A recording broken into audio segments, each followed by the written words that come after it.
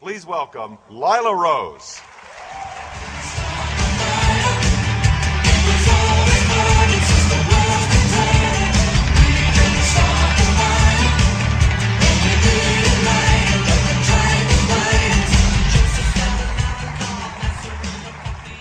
Thank you.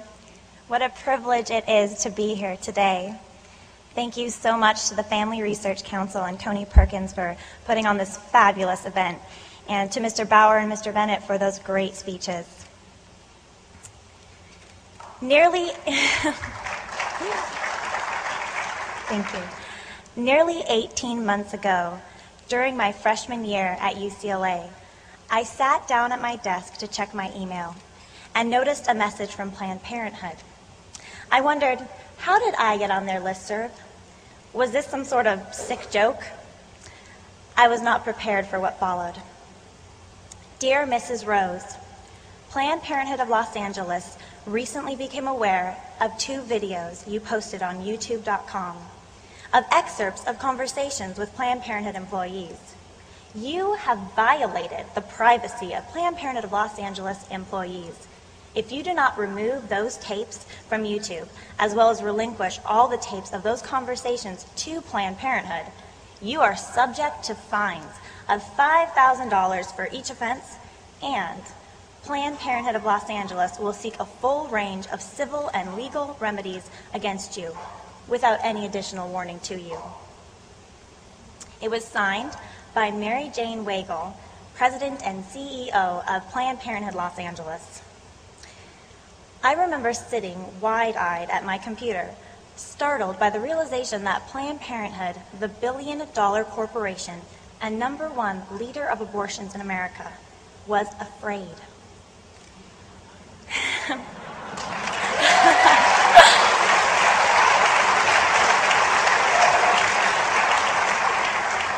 They were afraid of the story that my videos told. After all, those videos revealed Planned Parenthood blatantly violating California's mandatory reporting laws for sexual abuse. The videos, created by my fellow activist and friend, James O'Keefe, were videos of me, undercover in 2 Los Angeles clinics. I was posing as a 15-year-old girl, pregnant and frightened, the victim of an older man. Behind the check-in counter, a Planned Parenthood counselor told that vulnerable young girl to lie about her age on the paperwork so no one would question about the older man parading as her boyfriend. They said, say you're 16, say you're older than you really are. Quote, figure out a birth date that works, and I don't know anything. No one will ever know about your abortion. Though I had just discovered this miles away from my college dormitory, this cover-up of sexual abuse is nothing new. Mark Crutcher of Life Dynamics conducted a study in 2002 in which an actor called 800 clinics posing as a 13-year-old girl, impregnated by a much older man. In these recorded conversations, over 90% of the clinics promised to cover up the rape of the young girl that she endured and provide her with an illegal abortion, unreported to police and to her parents. I remember walking into my first Planned Parenthood clinic. It was on Santa Monica Street. And I remember looking at all the women clustered in the waiting room and realizing that many of these women were there for abortion, and that when I looked at them, I was looking at 2 lives, and that within these clinic walls, one of those lives would be soon cruelly destroyed. At the Los Angeles clinic I visited next, posing as a 15-year-old girl, the manager sat me down and gave me her advice. You're talking to someone that had a child at 17. It wasn't easy. If I could do it again, I would have done it very differently. If I could do it again, oh, I would not continue the pregnancy. And I have 2 kids now, 16 and 12. As these investigations made headlines, with dozens of radio stations, national press, blogs, coverage from Fox News, and we were blessed with the generous legal backing of the Alliance Defense Fund, Planned Parenthood, shaken by the negative press, dropped the threat of the lawsuit against me. And then...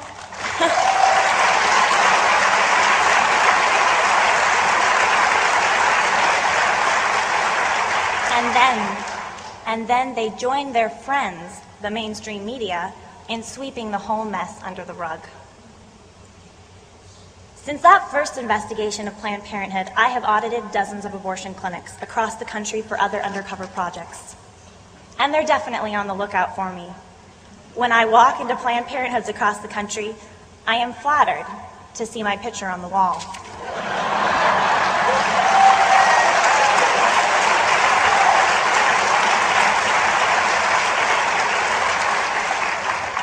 It is because to Planned Parenthood I am, quote, a known anti-choice extremist. This is one of the better compliments I have ever received. For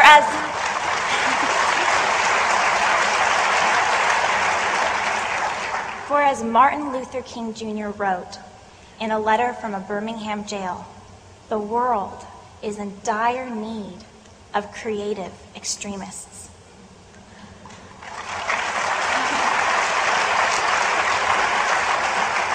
Again and again, I witnessed the stories played out in these clinics.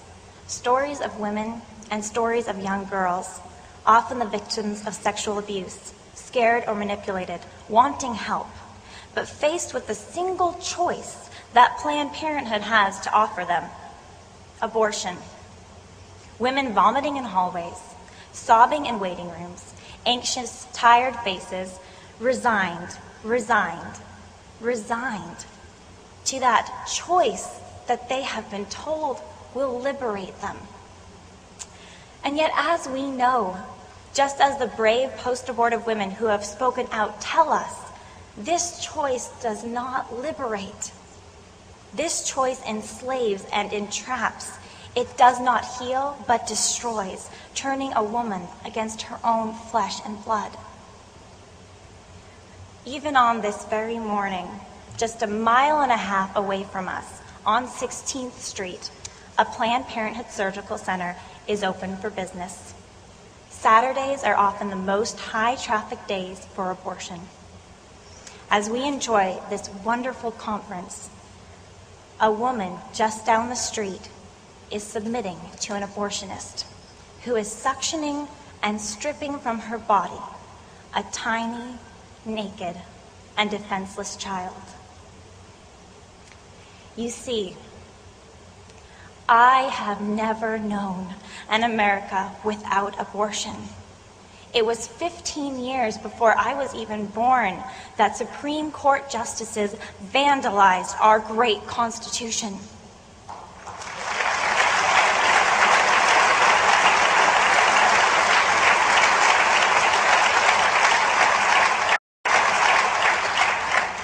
My generation and I inherited a country where, thanks to those Supreme Court justices and the presidents who appointed them and the senators that confirmed them, abortion became legal. It became an elaborately protected right through all 9 months. We were born into a country where it is legal for a mother, by the hand of a willing physician, to murder her own child. And my generation grew up and we paid our first taxes in an America whose government funds the single greatest provider of that slaughter, Planned Parenthood, at a yearly cost of over $330 million and 250,000 abortions of precious human lives. So, why investigate Planned Parenthood? Why make these videos? Martin Luther King said the world needs creative extremists. This sort of creativity is what is now called the new media. When the old media is silent, and when the abortion industry, with its allies, hides the slaughter and all of its consequences, it is our duty to expose all of it. We must tell the public the story of the abortion culture in new and creative ways. A year after this first major investigation in Los Angeles, Live Action released our second project through our independent student magazine, The Advocate. It was an investigation of the racist history of Planned Parenthood. Many of us are familiar with Margaret Sanger, who in the 1920s founded the organization that would become Planned Parenthood. Sanger was a self-proclaimed eugenicist and elitist who advocated birth control and later abortion to eliminate the undesirables of society, blacks included. Wikipedia, that fountain of fair and accurate information, reports that, quote, Sanger was ahead of her time. Well, the times have caught up. Her vision is being realized. For while African American women account for only 13% of the female population, they submit to over 36% of abortions. James O'Keefe and I made calls to Planned Parenthoods across the country, posing as racist donors with a request that could be straight from the mouth of the KKK. Quote, can I give money specifically for the abortion of a black baby? Not a single Planned Parenthood in that first day of calling flinched at the racist intentions of the donor. When the racist donor complained to Planned Parenthood of Ohio, quote, there are way too many black people in Ohio and I'm just trying to do my part, Planned Parenthood responds, rather amused, well, for whatever reason, we'll accept your money, promising to earmark it for a black abortion. And when the development director in Idaho was told, the less black kids out there, the better, she laughed and responded in agreement, saying, understandable, understandable. Later on in the conversation, she commented, we've never had a call like this before, but I'm excited. We recorded all these phone calls and produced several videos for YouTube.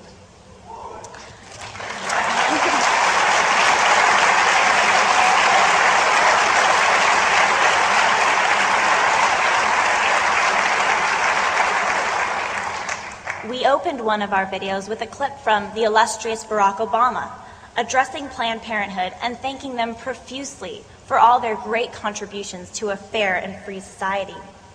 Then, we aired the voice recordings and the transcripts of their celebrated racism.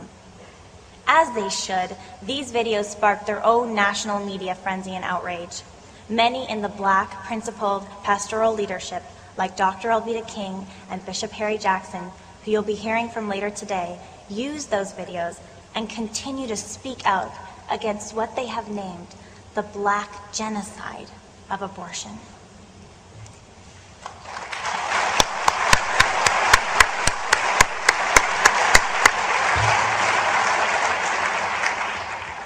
In the controversial activist handbook, Rules for Radicals, Saul Alinsky does give some good advice.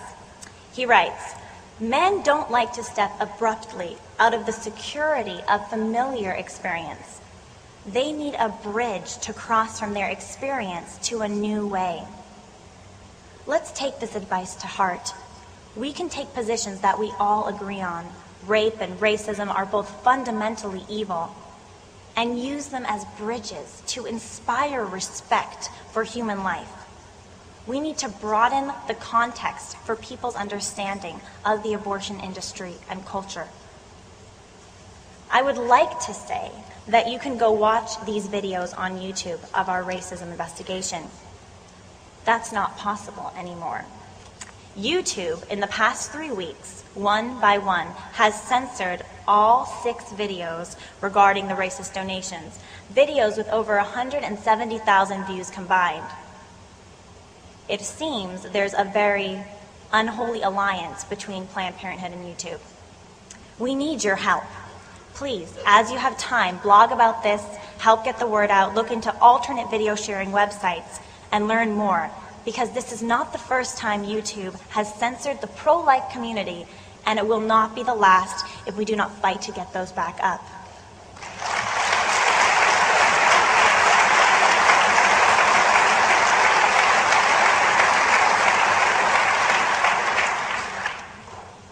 We have some very recent video clips that I want to share with you today.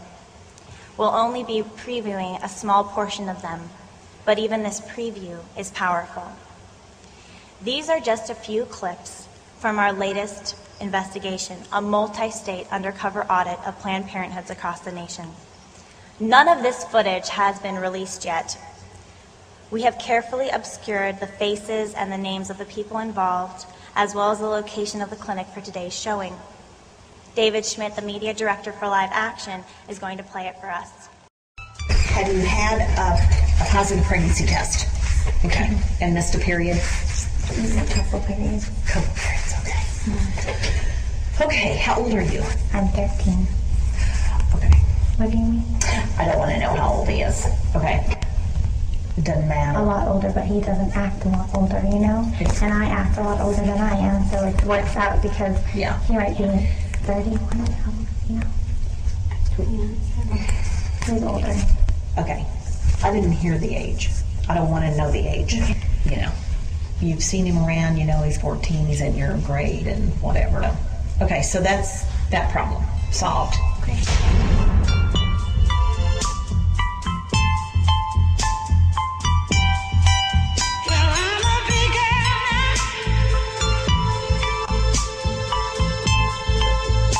You've seen him around, you know he's 14, he's in your grade and whatever. So, you know what I mean? Yeah. Okay.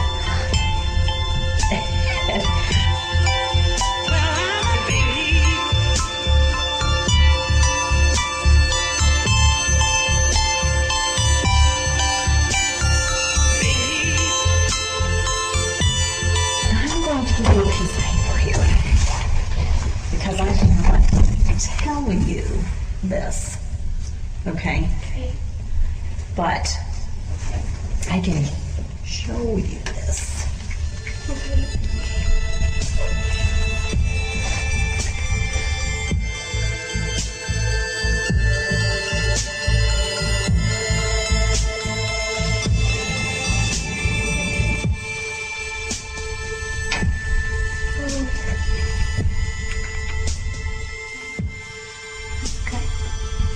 Okay?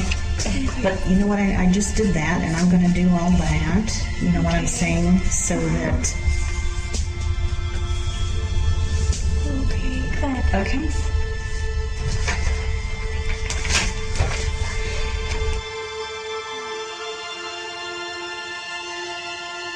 Because I cannot tell you this, I am supposed to report to Child Protective Services. I didn't hear the age. I don't want to know the age.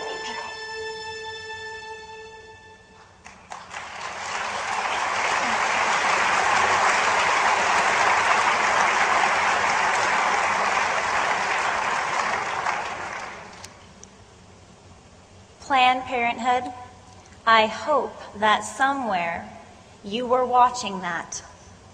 And I hope you realize that the value voters of America will not stand by as you propagate abortion on demand in America and mock the laws of our nation.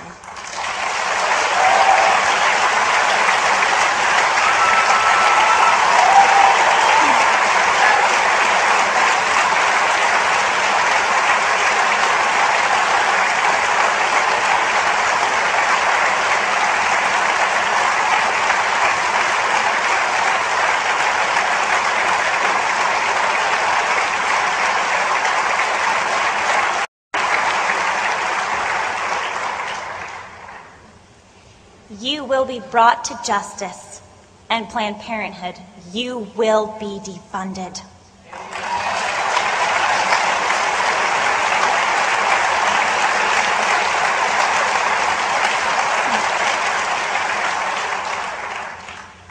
Now is a time for action.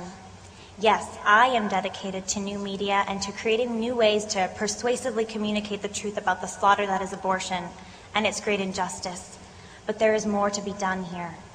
To this day, Planned Parenthood has never been convicted of a crime. They and their abortion mills continue to mock the very regulations that the pro-life community has strived to enact for over a dozen years. We need district attorneys and attorney generals to take the lead and prosecute. Planned Parenthood will provide the crimes. We must provide the convictions.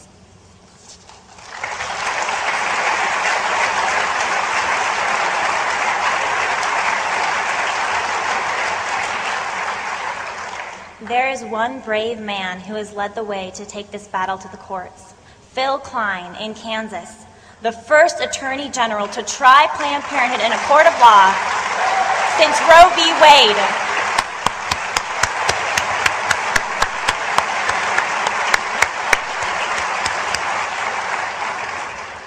we will have the honor of hearing from him later. We must follow his lead and identify and support brave district attorneys and attorney generals to try and convict Planned Parenthood for their injustices against the unborn and their mothers.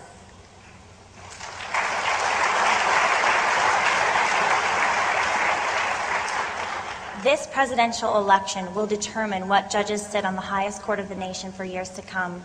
And I am thankful to President Bush, who has appointed judges who serve the Constitution instead of vandalizing it.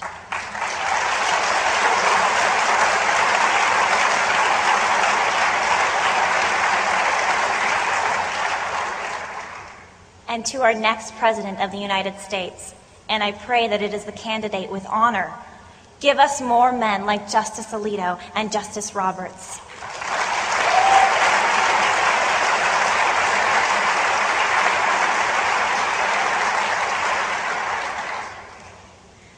I believe with my whole heart that I will see a day when every life in America is protected again. My generation is eager for change. To the generations who have gone before us, continue to encourage us. We need your support.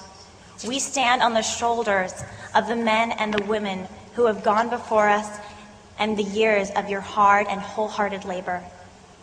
Thank you for all that you have done.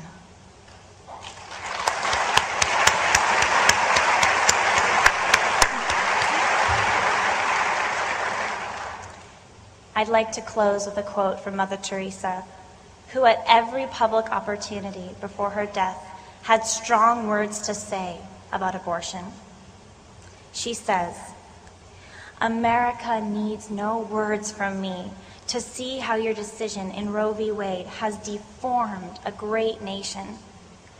The so-called right to abortion has pitted mothers against their children and women against men. It has sown violence and discord at the heart of the most intimate human relationships. I have no new teaching for America. I seek only to recall you to that faithfulness that you once taught the world." Thank you.